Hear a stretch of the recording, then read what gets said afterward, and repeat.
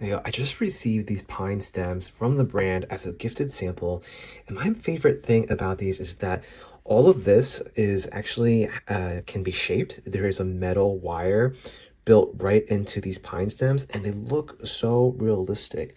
If you take a close look, you can see that they did a really great job of just capturing the essence of a pine needle branch, and it comes like this. And what you can do is like kind of shape it into whatever you need into a flowering pot, for example, and it'll flow out. I got the 20 pack, so you can see that this is quite voluminous, especially after you're done shaping it.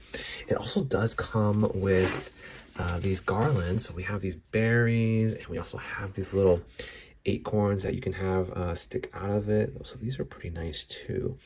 And then we of course have the LED lights. Now what I love about these LED lights is that the wire around it is green, so that blends right in. And there are two options. You can have the flashing option, or you can have the steady kind of like glowing option, so that it just kind of like lights up. I think there's like 10 LED lights here. But hope you all found this helpful. Have a great day. Check out the link in the description or scan the QR code to see my Amazon picks. Don't forget to like, subscribe, and I'll see you in the next one.